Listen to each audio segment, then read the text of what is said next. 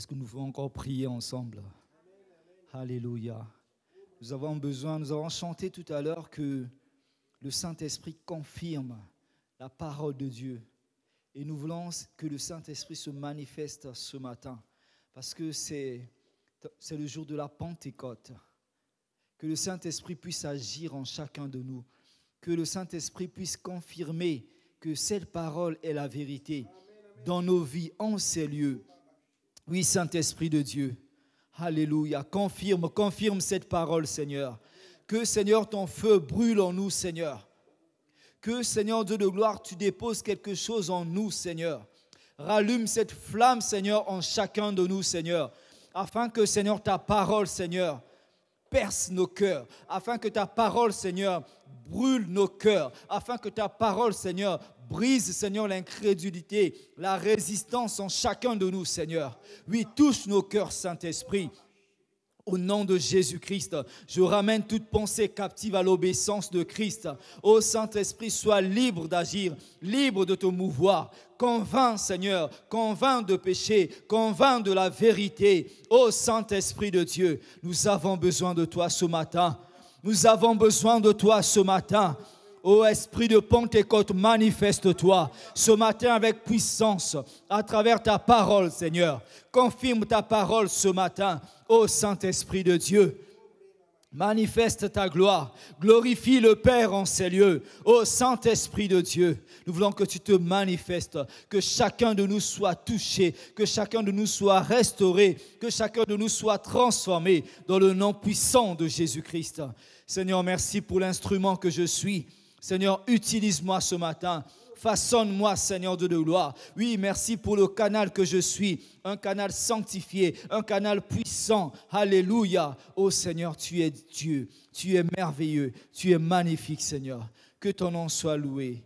Que ton nom soit glorifié. Au nom de Jésus-Christ. Amen. Amen. Gloire au Seigneur. Bienvenue à toutes et à tous. Aujourd'hui, c'est le jour de la Pentecôte. Amen. Alléluia. Plusieurs d'entre vous se rappellent de la Pentecôte comme étant le jour où le Saint-Esprit s'est manifesté avec puissance à travers les disciples. Et nous avons vu la grâce de Dieu, la puissance de Dieu s'est manifestée. Alléluia. Alléluia. Gloire au Seigneur.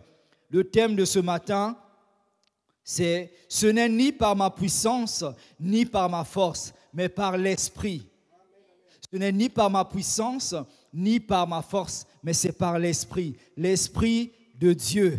Alléluia. Ça veut dire que ce n'est pas moi qui travaille, ce n'est pas moi qui agis, mais c'est le Saint-Esprit de Dieu qui travaille à travers ma vie. Alléluia. Lisons cela dans Zacharie 4, 6.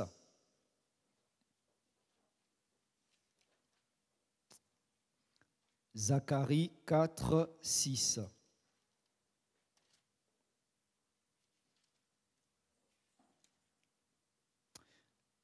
Je lis la parole de Dieu. Alors, il reprit et me dit, « C'est ici la parole que l'Éternel adresse à Zorobabel. Ce n'est ni par la puissance ni par la force, mais c'est par mon esprit, dit l'Éternel des armées. » Amen. C'est par mon esprit. Donc, nous, enfants de Dieu, nous avons été appelés. Jésus nous a donné une mission. Nous qui sommes chrétiens, nous sommes disciples, nous sommes enfants de Dieu. Et nous avons une tâche à accomplir. Mais cette tâche, tu ne peux pas l'accomplir par tes propres moyens, par ta propre force, par ta puissance. Mais c'est par l'Esprit de Dieu que tu peux accomplir cette mission. C'est par l'Esprit de Dieu que tu peux accomplir cette tâche. Parce que nous sommes humains, nous sommes limités. Ce corps n'est fait que de la poussière. Et Dieu, quand il a créé l'homme, le corps était immobile, inerte, mais il a soufflé dans nos narines la vie de Dieu, sa vie en nous. Et c'est cette vie-là qui produit en nous cette puissance, cette capacité de faire la volonté de Dieu, cette capacité de travailler dans la maison de Dieu, cette capacité d'accomplir ce pourquoi nous avons été appelés. Donc, bien-aimé, quand tu veux travailler dans la maison de Dieu, quand tu veux servir Dieu, ne compte pas sur tes forces. Ne compte pas sur ta puissance, parce que tu n'es rien. Et Jésus dit, sans moi, vous ne pouvez rien faire. Alléluia. C'est le Saint-Esprit de Dieu qui agit dans nos vies. Alléluia. C'est l'esprit de la promesse. Aujourd'hui, c'est le jour de la Pentecôte. Alors, c'est quoi la Pentecôte? La Pentecôte signifie 50e. Amen. Donc, c'est une fête qui était célébrée à l'époque par les Juifs, qui était célébrée 50 jours après la Pâque. Nous savons, on nous a prêché sur la Pâque. L'origine de la Pâque, c'est le peuple d'Israël quand ils étaient esclaves en Égypte. Et à un moment donné, Pharaon ne voulait pas libérer le peuple de Dieu. Et Dieu a donné des consignes pour qu'on puisse tuer des animaux et mettre le sang sur les linteaux de porte. Comme ça, quand l'ange de la mort passera, il ne touchera pas ceux qui auront le sang devant leur porte. Et ça, c'est la première Pâque. Donc, à partir de ce moment, les enfants d'Israël célébraient la fête de la moisson. Donc, c'était 50 jours après la Pâque. Et c'est lors de cette fête que les gens célébraient que le Saint-Esprit s'est manifesté. Parce que Jésus avait fait une promesse à ses disciples. Jésus a enseigné à ses disciples. Il leur a appris la parole de Dieu. Il leur a même donné le pouvoir. À un moment, ils ont prié pour les malades, ils ont chassé des démons. Mais la grande mission les attendait. Et pour accomplir cette grande mission, il fallait attendre la promesse. Amen. Nous allons lire cela dans Acte 1, 8. Je crois que ceux qui ont reçu le message de pasteur ont dû voir ce message ce matin. Acte chapitre 1, verset 8. Dieu est fidèle à sa parole. Tout ce que Dieu a promis dans sa parole, il a accompli. La parole de Dieu est la vérité. Acte 1, 8. Jésus dit, « Mais vous recevrez une puissance, le Saint-Esprit survenant sur vous, et vous serez mes témoins à Jérusalem, dans toute la Judée, dans la Samarie et jusqu'aux extrémités de la terre. » Jésus dit, vous serez mes témoins. Mais avant d'être mes témoins, avant d'aller en Samarie, avant d'aller aux extrémités de la terre pour prêcher la bonne nouvelle, attendez cette promesse. Attendez le Saint-Esprit. Il faut que vous soyez d'abord revêtus de cette puissance et à ce moment-là, vous serez équipés pour aller accomplir la mission. Donc, voilà la promesse que Jésus avait faite. Lisons encore dans Luc 24. Luc 24, 49. On nous parle toujours de l'esprit de la promesse. Luc 24, 49. Je lis la parole de Dieu.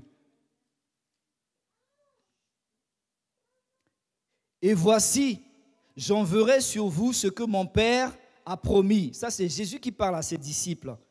Mais vous, restez dans la ville jusqu'à ce que vous soyez revêtus de la puissance d'en haut. Il dit à ses disciples, mon Père vous a promis le Saint-Esprit, mais vous restez là, ne bougez pas. Parce que les disciples, imaginez un peu quand vous voyez le caractère, le comportement des disciples avant la Pentecôte. C'était des gens timides, toujours rattachés à Jésus, ils dépendaient toujours de Jésus. Et même quand Jésus leur a annoncé sa mort, qu'il allait être tué, ils étaient tristes. Ils se disaient, mais Seigneur, avec qui tu vas nous laisser? Qu'allons-nous faire? Et même quand on a tué Jésus, ils avaient peur. Ils sont fermés dans les maisons. Là, ils n'avaient pas encore cette puissance. Ils n'avaient pas encore revêtu ce manteau du Saint-Esprit. Mais Jésus leur a dit, attendez. Attendez. Amen. Nous avons besoin, bien-aimés, d'attendre. D'attendre d'être revêtus de la puissance du Saint-Esprit. La Bible dit que notre corps est le temple du Saint-Esprit. Mais le revêtement de cette puissance, c'est ce qu'on appelle le baptême du Saint-Esprit. Amen. C'est ça qui s'est manifesté le jour de la Pentecôte. Les gens n'avaient jamais vu ça. C'était quelque chose d'extraordinaire. Alléluia. On va voir cela dans Acte 2. Acte chapitre 2, à partir du verset 1. le jour de la Pentecôte, ils étaient tous ensemble dans le même lieu. Tous ensemble dans le même lieu. Vous savez, quand le Seigneur leur a dit « Attendez », les disciples se retrouvaient ensemble dans le même lieu en train de prier, en train de méditer la parole de Dieu, en train de s'encourager, parce qu'il y avait beaucoup qui perdaient espoir. Mais là, ils étaient tous réunis au même endroit. Verset 2. Tout à coup, il vint du ciel un bruit, comme celui d'un vent impétueux. Et il remplit toute la maison où ils étaient assis. Des langues semblables à des langues de feu leur apparurent, séparées les unes des autres, et se posèrent sur chacun d'eux. Et ils furent tous remplis du Saint-Esprit et se mirent à parler en d'autres langues, selon que l'Esprit leur donnait de s'exprimer. Ils étaient tous réunis ensemble, et du coup, un bruit vint du ciel. Tous ceux qui étaient là dans la maison ont entendu ce bruit.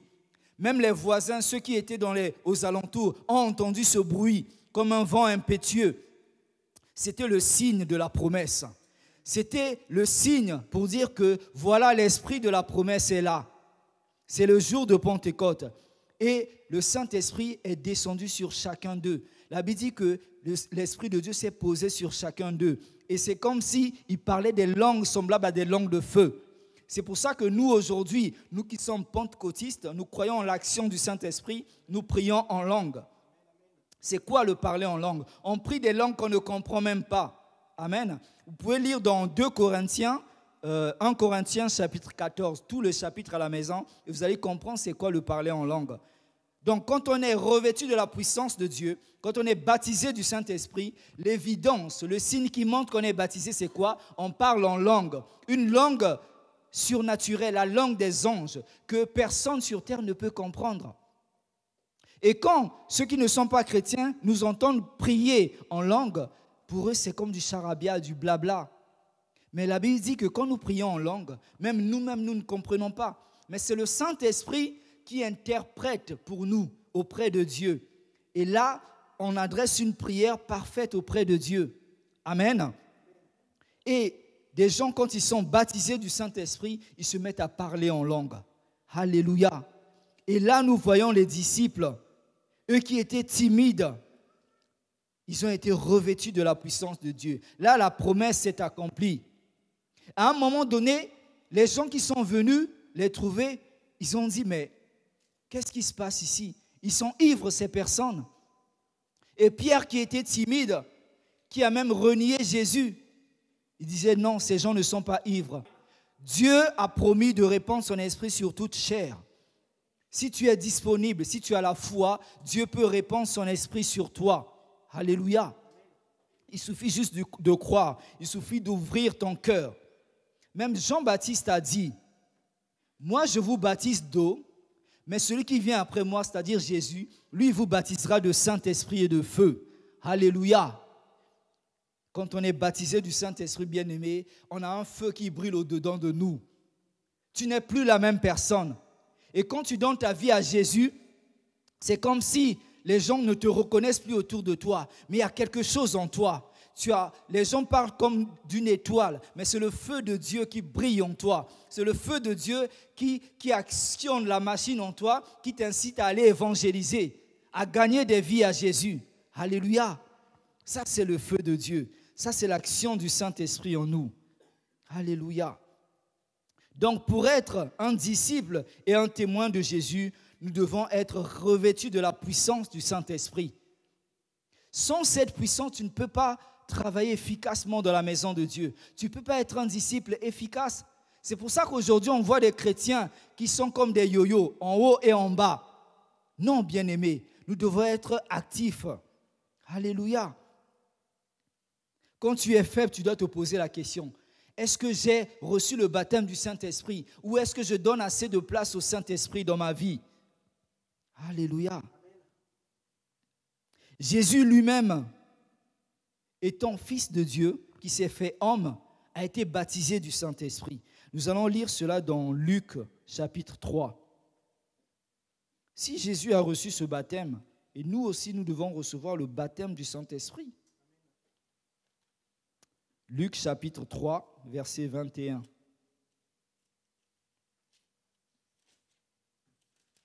Alléluia. Luc 3, 21. Là, on nous parle du baptême de Jésus. Tout le peuple se faisant baptiser, Jésus fut aussi baptisé. Et pendant qu'il priait, le ciel s'ouvrit. Et le Saint-Esprit descendit sur lui sous forme corporelle, comme une colombe.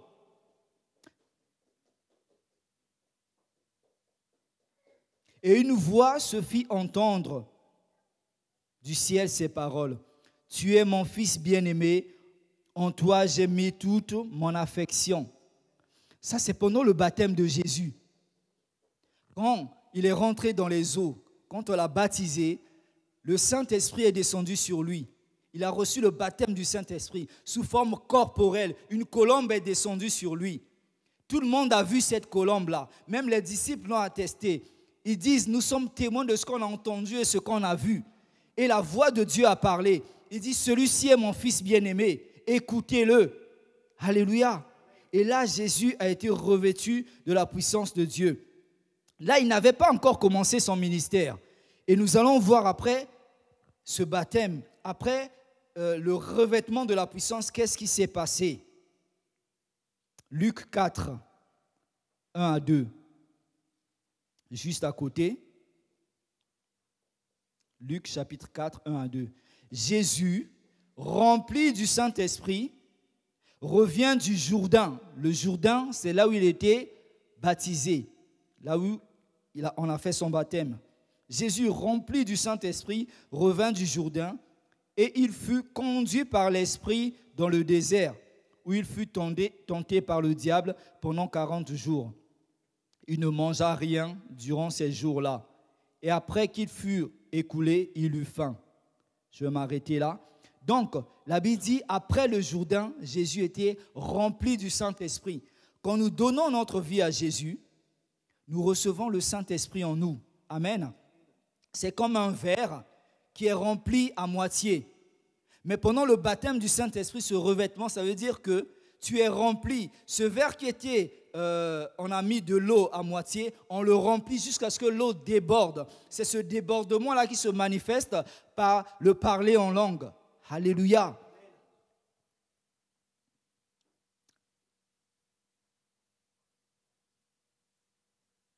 Acte 10, 38.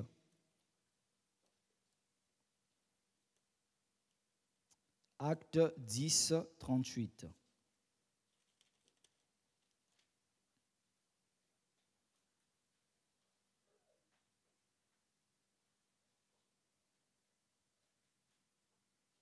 Donc, c'est Dieu qui a oint Jésus-Christ, amen, pour accomplir tout ce qu'il a eu à faire. Donc, il fallait que Jésus soit revêtu de la puissance du Saint-Esprit pour commencer son ministère, pour commencer à faire des miracles, pour commencer à répandre la bonne nouvelle. Verset 38. Vous savez comment Dieu a oint du Saint-Esprit et de force Jésus de Nazareth, qui allait de lieu en lieu, faisant du bien et guérissant tous ceux qui étaient sous l'emprise du diable, car Dieu était avec lui. Amen. Dieu a oint de Saint-Esprit de force Jésus de Nazareth. Dans tous les miracles que Jésus faisait, c'est le Saint-Esprit qui agissait à travers Jésus. C'est la puissance qu'il avait reçue de Dieu qui travaillait en lui. Aujourd'hui, les gens se plaignent pourquoi nous ne voyons plus les miracles dans l'Église. C'est parce que nous ne donnons pas assez de place au Saint-Esprit. C'est parce que les chrétiens sont timides. Malgré qu'ils ont la puissance en eux, ce Saint-Esprit-là, il ne bouge pas. Amen. Le Saint-Esprit, c'est l'Esprit de Dieu, c'est la puissance de Dieu, c'est la force de Dieu qui agit en nous. Et nous devons bouger. Si nous ne bougeons pas, le Saint-Esprit ne va pas travailler en nous. Amen. Le Saint-Esprit, la Bible dit qu'il est en toi. Ton corps est le temple du Saint-Esprit une fois que tu donnes ta vie à Jésus. Mais il faut que tu bouges. Si tu bouges, le Saint-Esprit bouge. Quand nous prions pour les malades, nous n'avons aucun pouvoir, aucune puissance. Mais c'est le Saint-Esprit qui agit à travers nous. Alléluia. C'est le Saint-Esprit. Aucun pasteur, aucun prophète ne peut dire qu'il prophétise par ses propres moyens. Aucun pasteur ne peut dire que je guéris des malades par ma propre puissance. Non, c'est par l'Esprit de Dieu. À moins qu'il soit animé par un esprit maléfique. Parce que le diable aussi accomplit des miracles. Amen. Donc c'est Dieu qui a oint du Saint-Esprit, Jésus-Christ. Qu'est-ce que le Saint-Esprit peut faire en nous? Une fois que nous avons reçu le Saint-Esprit, le Saint-Esprit nous donne la puissance pour accomplir des miracles. Jésus a dit, vous serez mes témoins. Et voilà, il dit, voici les signes qui accompagneront ceux qui auront cru. En mon nom, ils chasseront les démons. Ils imposeront les mains aux malades et les malades seront guéris. Si tu crois, tu le fais au nom de Jésus. Mais ce n'est pas toi, c'est le Saint-Esprit qui agit en toi. Alléluia. Ce n'est ni par ta force, ni par ta puissance, mais par l'Esprit de Dieu. Alléluia. Le Saint-Esprit nous donne cette puissance pour accomplir des miracles, pour guérir des malades. Alléluia. Quand les disciples ont ressuscité des morts et tout, c'était par la puissance du Saint-Esprit. Alléluia. Voilà ce que l'Église néglige aujourd'hui. L'Église ne donne pas assez de priorité au Saint-Esprit. Nous sommes là formatés à diriger nos cultes sur papier comme si voilà, tout était réglé au millimètre près. Non, bien-aimés, nous devons des fois nous taire, nous rabaisser et laisser la place au Saint-Esprit. Que le Saint-Esprit agisse, il fasse comme il veut, qu'il guérisse, qu'il touche les vies, qu'il touche les cœurs pour dire, toi tu es dans le péché, tu dois changer ta vie. Alléluia. C'est le Saint-Esprit qui touche, qui parle dans nos cœurs. Il nous aide aussi à comprendre les Écritures. Il y a beaucoup de philosophes, des intellectuels qui ont lu la Bible du début jusqu'à la fin, mais ils ne comprennent pas. Pour eux, la Bible, c'est un livre, c'est un mystère. Ils ne comprennent pas. La Bible dit que la lettre tue, mais l'esprit vivifie. Ça veut dire que quand tu lis la Bible sans l'aide du Saint-Esprit, tu ne vas pas comprendre. Mais quand tu lis avec l'aide du Saint-Esprit, à ce moment-là, tu es éclairé. Et c'est à ce moment-là que la parole de Dieu devient réma en toi. Cette parole révélée, Dieu te révèle ta vie. Dieu t'éclaire par rapport au choix que tu fais dans ta vie, par rapport à ta marche chrétienne. Amen. Donc si tu as besoin de comprendre les Écritures, demande l'aide du Saint-Esprit. Le Saint-Esprit nous révèle aussi la volonté du Père. Alléluia. Parce que Dieu, la volonté de Dieu est parfaite pour nous. Qu'est-ce que Dieu veut pour nous? Il dit, je souhaite que tu prospères à tous égards, que tu sois en bonne santé, comme prospère l'état de ton âme. Dieu a beaucoup de promesses pour nous. Mais qui c'est qui va te révéler la volonté de Dieu pour ta vie? C'est le Saint-Esprit. Des fois, tu peux être confronté à des choix dans ta vie. Beaucoup de gens vivent une vie d'échec, échec sur échec, parce qu'ils n'associent pas le Saint-Esprit à leur choix. Amen. Nous sommes limités, mais lui, il sait tout, il voit tout, il est Dieu. Il était là au commencement. Amen. Donc, si tu veux faire des choix dans ta vie, si tu veux prendre des décisions dans ta vie, associe le Saint-Esprit. Demande au Saint-Esprit de t'aider dans tes choix. Que ce soit le choix du conjoint, que ce soit un emploi que tu veux trouver, que ce soit un projet que tu veux faire. Seigneur, est-ce que je suis dans la volonté du Père? Est-ce que je prends la bonne voie, la bonne direction? S'il te dit non, tu ne le fais pas. Alléluia. À un moment donné, l'apôtre Paul avait ce désir en lui d'aller dans une ville pour prêcher la parole de Dieu. Mais le Saint-Esprit lui disait non, n'y va pas. Parce que ce n'était pas la volonté de Dieu. Nous, des fois, ce qu'on voit avec les yeux, ça brille tellement. On est enthousiaste. On se dit, bon, voilà, je vais le faire, ça va marcher et tout. Mais est-ce que c'est la volonté de Dieu? Même si tu as la provision, même si tu as tout ce qu'il faut, tu as l'impression que les portes s'ouvrent devant toi. Mais ça peut ou ne pas être la volonté de Dieu. Alléluia.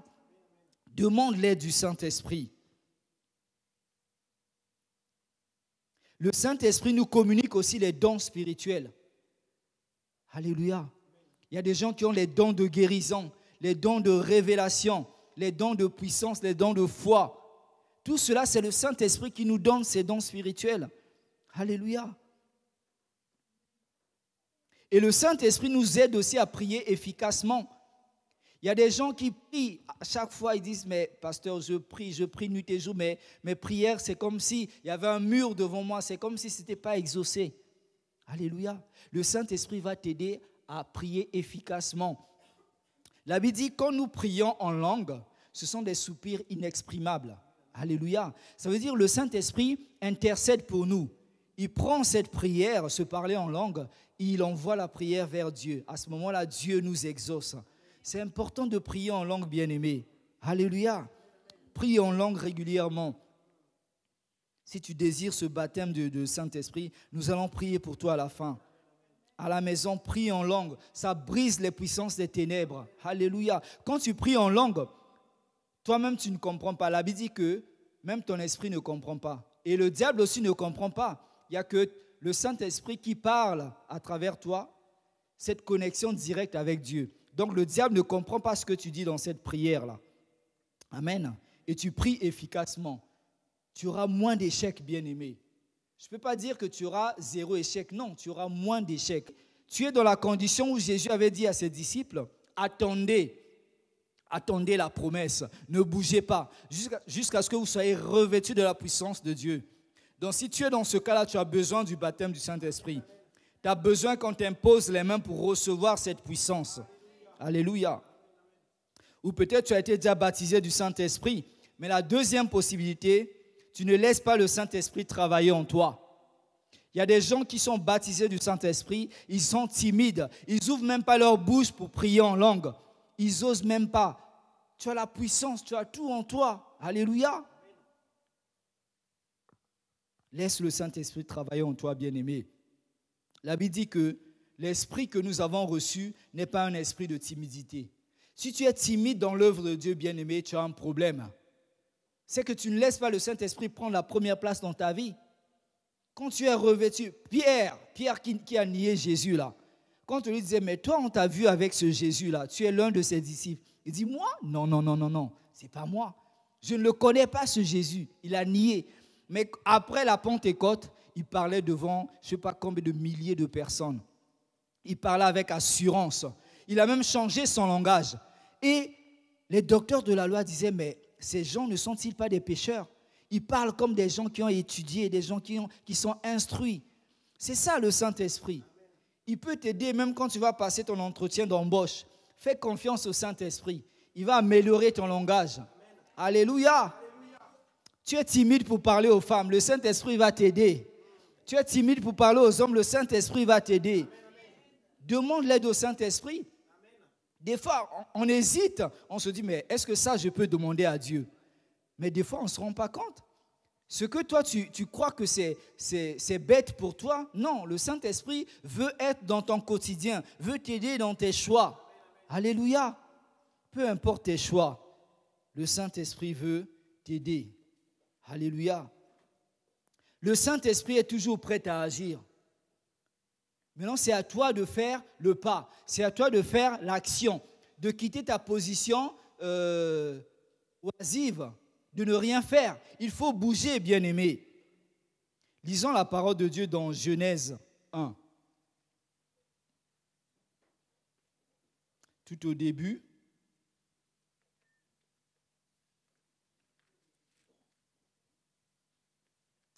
Genèse chapitre 1.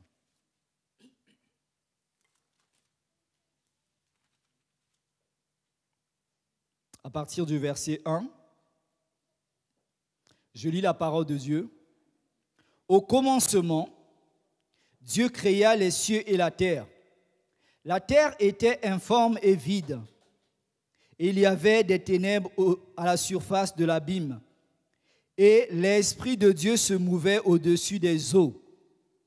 La Bible dit au commencement, quand Dieu a créé le ciel et la terre. Il n'y avait rien, il n'y avait pas de terre. Qu'est-ce que le Saint-Esprit faisait? La Bible nous dit, il se mouvait au-dessus des eaux. Il était là. Ça veut dire qu'il attendait l'ordre, que Dieu donne l'ordre, que Dieu parle. Amen. Donc, le Saint-Esprit était là en action. Il s'apprêtait à agir. Quand Dieu a dit que la lumière soit, le Saint-Esprit a travaillé. Il y eut de la lumière. Alléluia. Quand il dit qu'il y ait des animaux, le Saint-Esprit a travaillé. C'est comme ça dans ta vie, bien-aimé. Le Saint-Esprit est là, il attend que tu agisses. Il attend que tu fasses le pas. S'il y a un malade devant toi, ce n'est pas lui qui va aller guérir. Il t'a déjà donné, tu as déjà le pouvoir en toi. Pose la main et le Saint-Esprit va travailler. Parle à la situation, à la montagne qui s'érige devant toi. Parle et le Saint-Esprit va travailler. Il veut que tu parles, il veut que tu changes de position. Alléluia. Ça, c'est par la foi. Parce que ce n'est pas par ta force, ni par ta puissance, mais c'est le Saint-Esprit qui va agir en toi. Alléluia. Soyons audacieux, audacieuses bien-aimées. Ne soyons pas timides. Vous ne savez pas qui vous êtes en Jésus. L'Esprit de Dieu. Regardez tout ce qu'il a créé. Les gens aujourd'hui émettent des théories comme quoi le monde a été créé à partir d'une explosion, d'un boom, je ne sais pas quoi. Amen. Nous voyons aujourd'hui que les bombardements ne peuvent pas construire. Ça détruit au contraire.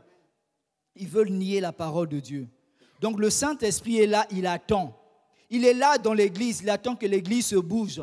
Il est là dans ta vie, il attend que tu bouges pour que ta situation puisse bouger. Tant que tu seras là, tu croiseras les bras, le Saint-Esprit ne va rien faire. Ta situation ne va pas changer. Il attend que tu bouges, que tu fasses un pas de foi. Alléluia. Donc lorsque nous parlons ou déclarons la parole de Dieu, le Saint-Esprit rentre en action. Alléluia. Quand nous prions pour les malades, qu'est-ce que nous disons? Seigneur, tu dis dans ta parole, en ton nom, nous imposerons les mains aux malades et les malades seront guéris. Et qu'est-ce qu'on fait? On impose la main. Et là, le Saint-Esprit agit. Il rentre en action. Alléluia. Moi, je n'ai pas de pouvoir. Je n'ai aucun pouvoir, moi. C'est le Saint-Esprit qui agit à travers ma vie. Alléluia. Quand les disciples faisaient des miracles, nous voyons les disciples, ils passaient rien que leur ombre guérissait les malades. Les mouchoirs qu'ils avaient touchés guérissaient les malades, ressuscitaient les morts. C'est le Saint-Esprit qui agissait à travers leur vie. Alléluia. Ce sont des hommes de la même nature que nous. Nous avons cette puissance en nous, bien-aimés. Il faut oser. Il ne faut pas jamais reculer. Ne doute pas de toi, bien-aimé. Ne doute pas de tes compétences. Amen.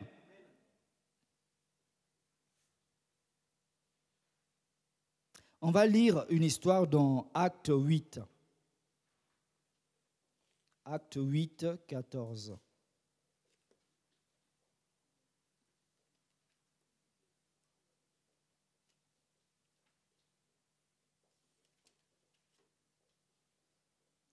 Acte 8, 14. Je lis la parole de Dieu. Les apôtres qui étaient à Jérusalem, ayant appris que la Samarie avait reçu la parole de Dieu, y envoyèrent Pierre et Jean. Ceux-ci, arrivés chez les Samaritains, prièrent pour eux, afin qu'ils reçoivent le Saint-Esprit. Car il n'était encore descendu sur aucun d'eux. Ils avaient seulement été baptisés au nom de Jésus-Christ. Là, Philippe était allé en Samarie. Philippe était un évangéliste. Il a annoncé la parole de Dieu. Les gens ont cru en Jésus. Les gens ont donné leur vie à Jésus. Ça, c'est le baptême de Jésus. Quand tu crois que Jésus-Christ est le Fils de Dieu, tu donnes ta vie à Jésus. Ça, c'est le baptême de Jésus. Maintenant, après lui, Pierre et Jean sont allés pour communiquer le baptême du Saint-Esprit, pour imposer les mains. Amen. Alléluia. Donc, tu peux être chrétien, tu peux être dans la maison de Dieu, tu fréquentes régulièrement la maison de Dieu, mais sans être baptisé du Saint-Esprit. C'est pour ça qu'aujourd'hui, dans les églises, on étouffe le Saint-Esprit, on étouffe la voix du Saint-Esprit, on étouffe l'action du Saint-Esprit. Et on ne voit pas l'église. L'église, c'est comme si l'église n'existait pas. Mais où sont les miracles que la Bible nous a promis? Jésus a dit, vous allez faire plus de miracles que ce que moi j'ai fait. Où sont ces miracles? Église de Dieu, donnons la priorité au Saint-Esprit. Alléluia. Travaillons notre relation personnelle avec le Saint-Esprit. Et Dieu va nous utiliser avec puissance. Ne soyons pas des chrétiens endormis. Nous croyons en un Dieu vivant. Alléluia. Il n'y a pas d'autre Dieu. Il y en a qui prient des dieux qui ne répondent même pas, qui ne parlent pas. Moi, je crois que notre Dieu est un Dieu puissant. Alléluia. Gloire au Seigneur. Voilà ce que la Pentecôte a fait dans la vie des disciples. Voilà ce que le Saint-Esprit peut aussi faire dans ta vie aujourd'hui. Alléluia. Dans quelle position tu te trouves aujourd'hui? Je voudrais qu'on prie ensemble. Alléluia. Lève-toi s'il te plaît là où tu es. Alléluia.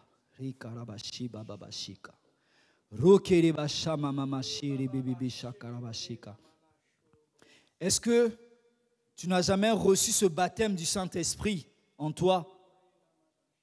Ou bien tu as déjà reçu le baptême du Saint-Esprit, mais tu as encore cette timidité en toi? Alléluia. Alléluia. Ferme tes yeux là où tu es. Et commence à prier. Commence à prier. Alléluia. Demande à Jésus. La Bible dit que c'est Jésus qui baptise de Saint-Esprit et de feu. Demande à Jésus de te visiter. Alléluia.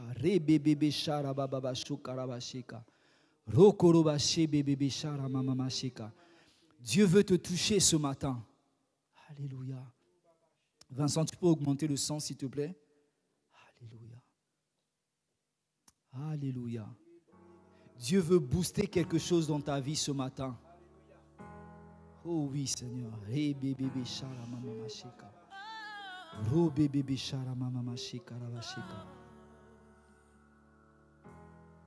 Alléluia.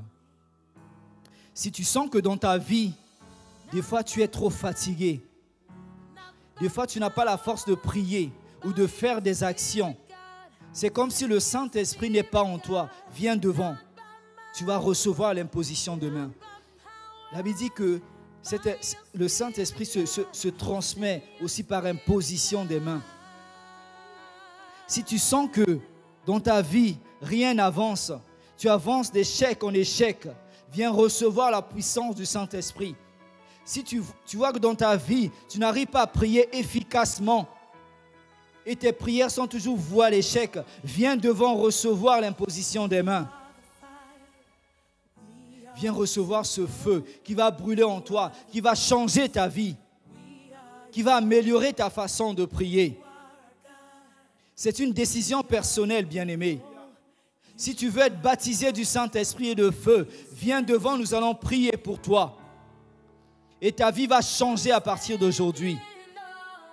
Si tu sens que ta vie est bloquée, tu es tout le temps malade, rien n'avance dans ta vie, viens devant, nous allons t'imposer les mains. Et la puissance de Dieu va se manifester dans ta vie.